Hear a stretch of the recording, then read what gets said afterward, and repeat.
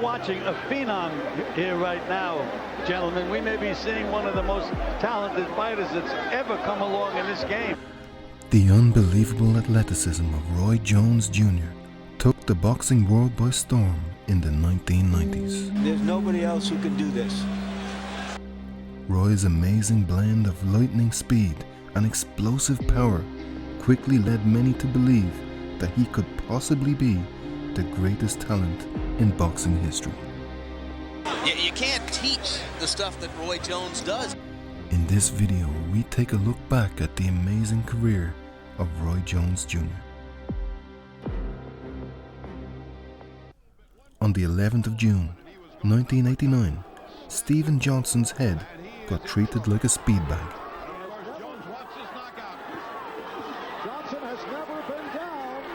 Before the referee stepped in with a compassionate stoppage.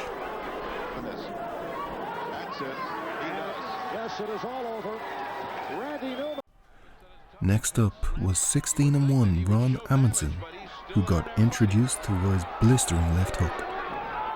Earlier here on Sport, quick left hand by Jones, and Amundsen goes down. You see the time. Roy would then finish the fight by throwing 12 punches in less than 2 seconds. Careful right. And Connors has called it.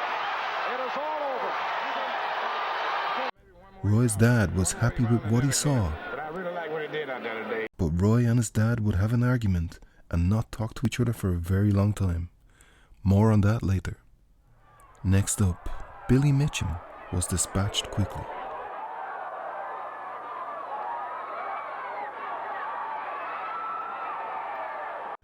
Knox Brown was next up to face the whirlwind of punches.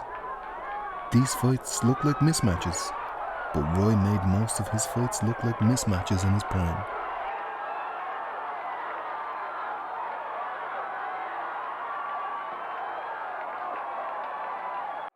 Experienced journeyman Ron Johnson was sent into retirement by the fuselage of punches from Roy.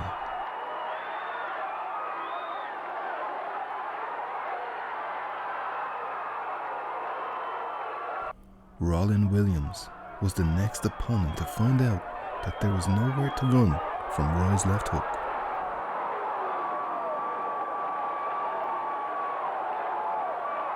Ricky Stackhouse was expected to provide somewhat sterner opposition, but he just didn't see the punches coming.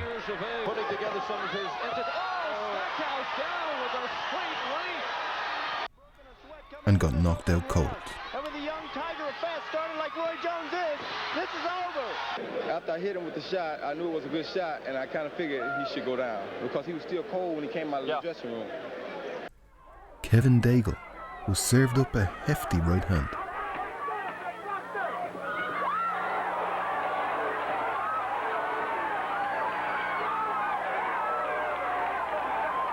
Lester Yarbrough got folded up by a body shot.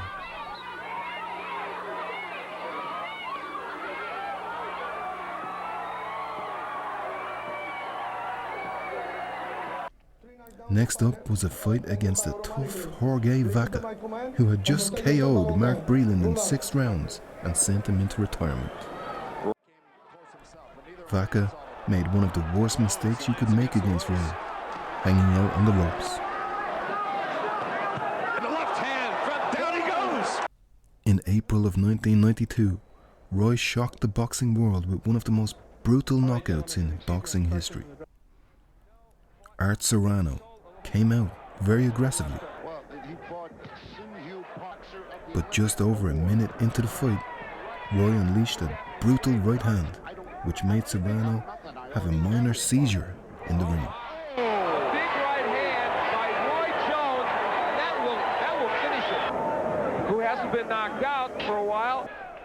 Roy sets up the punch by just flicking out the jab and comes over the top with a looping right hand. Well, Art Serrano is not a top 10 heavyweight. I like to hi to my mom too. I know she's at home going crazy right now. My mom, my granddad. At this point in time, Roy had a big argument with his dad, and they stopped talking. The argument was reportedly about them differing in opinion about the right strategy to fight southpaws. Roy and his dad would not speak to each other for several years. Glenn Thomas was the unfortunate opponent that Roy would take his frustrations out on.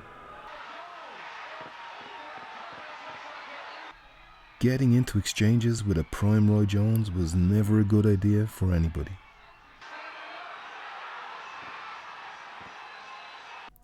Next up was Percy Harris, an experienced fighter who many expected to take Roy late into the fight. Begins, and the excitement at ringside is about Roy Jones. Roy usually always tried for a first-round knockout in his prime. He would say that he would always try to test his opponent's chin early. One thing I don't like about Percy Harris, and there he's down already. Percy was a very experienced fighter who had gone the distance with future Hall of Famer Bernard Hopkins, and he used all of that experience to make it out of the round. Like everyone else, Percy was just unable to deal with the hand speed and got brutally knocked down. Can Harris make it out of round 4? Not without going down.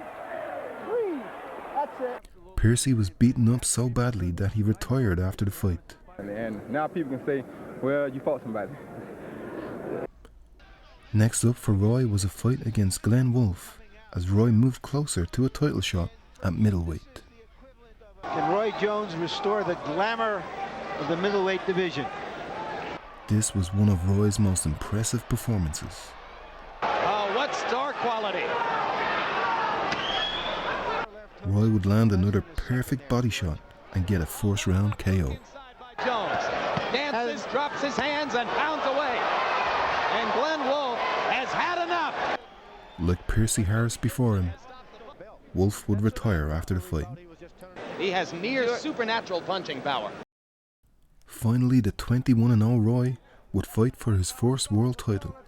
James Toney relinquished his middleweight title so he could move up to super middleweight, paving the way for a mega matchup between Roy Jones and Bernard Hopkins. Unfortunately, the fight was mostly pretty boring, but Roy won most of the rounds due to his superior speed. Certainly the more powerful blows so far have been landed by Jones. Hopkins landed some good shots here and there, but Roy was clearly winning. It worked, Gil. Again, we mentioned he's like lightning. At the end of the fight, respected ringside scorer Harold Lederman had a good scorecard, giving it to Roy. I've got it 118, 110, 10 rounds to 2, Roy Jones Jr. Danny Garcia was introduced to the blistering speed of Roy's left hook and straight right pot shots. At this point in time, Roy would relinquish his middleweight title and move up to 168 for an immediate title fight against James Toney.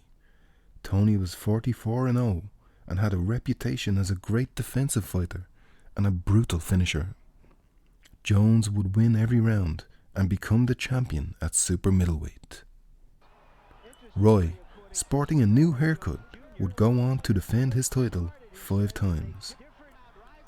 Antoine Bird, at southpaw, was given the first round treatment and just didn't know what to do against Roy's insane speed.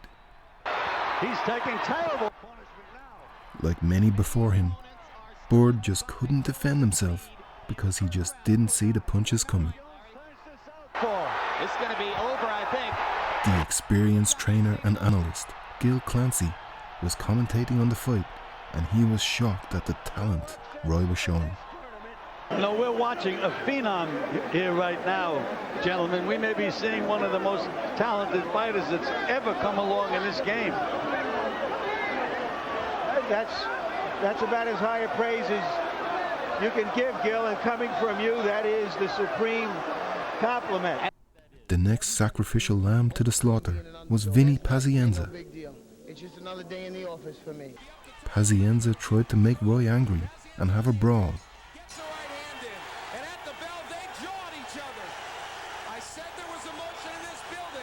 And Roy did fight, a little bit emotionally. If you get knocked out here as Vinny Pazienza, that's the chance, that's the time to open up and go for everything. But eventually Roy's hand speed and talent started to take over the fight. And he is wide open.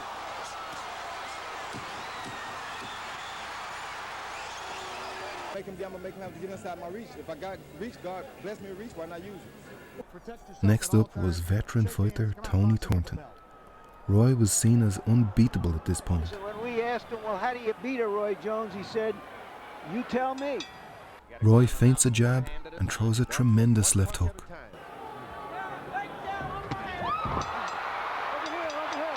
It was before the bell. Ballet dancer and bouncer. What a punch. Tony had gone the distance with James Toney, Chris Eubank and Steve Collins, but Roy just destroyed him. Round 2, I should say. Getting in trouble. Can't punch back. Like many before him, Tony just had nowhere to hide. That's it. That's it. That's it. That'll do it. Personally, I don't think anybody could beat a prime Roy at 154, 160, 168 or 175.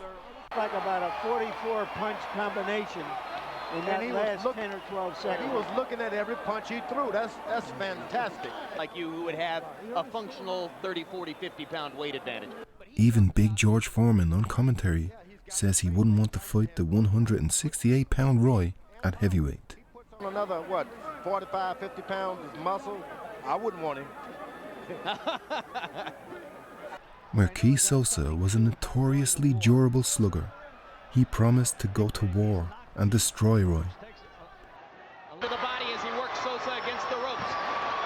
Sosa was coming off a split decision loss to James Toney. He had a reputation as an aggressive and fearless fighter. Right now he doesn't have much of a choice because Sosa is just smothering him. Notice how calm Roy is when he's up against the ropes. Digging the left hand to the body. Sosa leaning in and looking for opportunities to fire shots in close. Roy is much more mature now. He's not reacting and shouting like he did against Pazienza. The left hook landing flush again, and Sosa suddenly in trouble. Roy showed superb inside fighting skills in this fight. Sosa was badly hurt by the lead right hand and finished with a fuselage of punches. Not throwing back, in trouble as Ken Zimmer stops the fight. Roy played point guard in a basketball game during the day and then turned up at the same night to handle Eric Lucas. He has taken for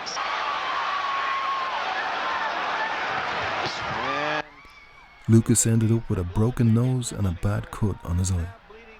The right eye of Lucas. The fight was a mismatch, so everybody was happy when it got stopped. for the doctor. This is it. Good for the doctor.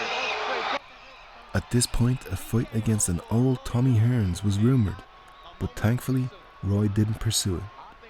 Tommy was too old at this point and would have got badly hurt. But if I beat Tommy Hearns, I really haven't did anything. If I injure Tommy Hearns, I'll make myself look bad. So I don't really know if I want to negotiate that fight. In Roy's last fight at super middleweight, he fought the gunslinger Bryant Brannan. Zeke, you can see the muscles bulging as he races across the ring. Brannan was a real gangster who had been shot several times and served time for armed robbery. Brannan's fighting style came from the streets, all-out attack. But Roy was extremely comfortable with his back against the ropes and very dangerous there too. And now he's got Brannan wobbled. Here we go. Here we go. Later on in Roy's career, he wasn't quite able to do this with his back against the ropes. Do you think that was the same as getting hit with the 5 bullets, Larry? Well, those were bombs. But it was only a matter of time. Roy gave the referee a chance to stop the massacre, and when he didn't stop it, Roy took matters into his own hands. You want more? Okay. Once again, the announcers are stunned by Roy's talent. What an incredible gift. In Roy's first fight at light heavyweight, Mike McCallum was outclassed for every round, dropped in the tent, and just about made it the distance. Roy's next fight was a challenge for the WBC world title at light heavyweight, held by Montel Griffin. Roy was on top and hurt Griffin, but hit Griffin when he was on the canvas He goes down, and Jones lands 2 punches. and got disqualified. I honestly believe he faked it. 5 months later, an extremely angry Roy would absolutely demolish Griffin in the first round. And that's that. Now Roy was the WBC champ at light heavyweight. Once again, Big George Foreman reiterates that he thinks Roy could be a good heavyweight. This guy's capable of being a good heavyweight. Evander Holyfield had just beaten Mike Tyson after Tyson got disqualified for biting his ear. Roy was willing to fight Evander, but sadly that fight didn't happen. I don't know about you, but I would have loved to have seen that fight. I think Roy should have moved to heavyweight at this point. Next up for Roy though was Virgil Hill, a fighter that Roy just didn't get along with. To this day, this is the most brutal body shot knockout that I have ever seen. 3 months later, for the first time, we would see Roy in trouble in a fight. Lou Del Val was a long-time sparring partner of Roy and a tricky southpaw. He landed a left hand which took Roy's legs completely away. Good left hand by DeVal. Jones recovered quickly and won every other round in the fight, but there were now some question marks about his chin. You never know about Roy Jones Jr. Otis Grant was next up, and he was totally outclassed. good another exchange. What an uppercut. Richard Frazier got dispatched very quickly. The punch off. Left hook stunned Frazier. Next up was a fight against IBF champ Reggie Johnson to crown the undisputed light heavyweight champion. Reggie got the full treatment. First, a sharp right hand drops him early. Johnson goes straight on to the seat of his pants. Then, the fastest 1-2 that I have ever seen drops him heavily. Started off in a lighter weight, just like one of those jet pilots. Speed moved up with him, and you see what happened. That hurt. An easy points win over David Telesco Of the 12 rounds. There's 1, there's 2, there's 3, there's... was followed up with a devastating performance against Richard Hall. Hall somehow made it out of the first round, despite taking 2 heavy right-hand knockdowns. Jones, he has not been a good fit. It got to the point where the commentators were screaming at the referee to stop the fight. Richard Hall should not be taking these shots. And finally he did. The referee ought to be pistol whipped. In Roy's next 2 defenses, he made both opponents retire. First, it was Eric Harding. Ring doctor. After which, Roy was planning on moving back down to super middleweight. That I'm going to be looking at going back to the super middleweight division. Roy did stay at 175 pounds though. Next, it was Derek Harmon. Apparently having seen enough. 27-0, Julio Gonzalez was knocked down by 2 left hooks. Hook to the head of Gonzalez, and Gonzalez falls straight down. But managed to go the distance. 28-0 Australian Glenn Kelly took the long flight from Australia to Miami, only to be met with some brutal punches from Roy. Now Jones came close to showing us this and uppercut. Roy folded him up like an accordion with a body shot, before holding his arms behind his back and knocking Kelly out with a punch he didn't see. Again. Third knockdown of the night. Englishman Clinton Woods put up a game performance, but once he started to be used as a heavy bag, his corner threw in the towel. Batting practice, and now Woods' manager. Roy was looking to fight against his old nemesis, Antonio Tarver, who he really just didn't like. Tarver, y'all just don't know. I've been wanting to fight Tarver so bad I've been dreaming about it in my sleep. But the opportunity of a lifetime came up when he got the chance to move up to the heavyweight division to fight for the WBA heavyweight title against John Ruiz. Big right hand by Jones. Jones put on a sublime performance and won every round in the fight. He's hurt. After considering all of his options, Roy decided to lose the 25 pounds of muscle that he had put on to fight Ruiz and come back down to light heavyweight to fight Antonio Tarver. Tarver did give Roy some problems, but Roy won a close fight. The light heavyweight. The weight loss had clearly taken something out of Roy, and Roy didn't think he could fight at light heavyweight again. The weight was so difficult to come off, I doubt if I ever come at light heavy. However, the rematch did happen 6 months later. Tarver was still trash-talking right until the first bell. I got a question. You got any excuses tonight, Roy? Roy was throwing one punch at a time and looking a little bit old in there. Sustained attack against him. And down goes Jones! Tarver had shocked the world and knocked Roy Jones out. A scared man is a dangerous man. That's right. Yeah, he was scared. I think Roy should have stayed a heavyweight and had big fights against Mike Tyson, Evander Holyfield, or Lennox Lewis. Roy was now past his prime. He decided to take on tough gatekeeper Glenn Johnson. From the first bell, Roy just looked old in there. Roy's infamous cat-like reflexes were gone. Johnson landed a knockout punch in the 9th round that Jones in his prime would never have got hit with. It was okay. Well, he turned it up against a right hand and a left hand. It was really sad to see a great fighter lose like this. Roy's trainer said it best. He's just getting hit more now than he used to get hit. Thank you for watching part 1. Like and subscribe so you get informed when we release part 2, where we finish up our look at the great career of Roy Jones Jr.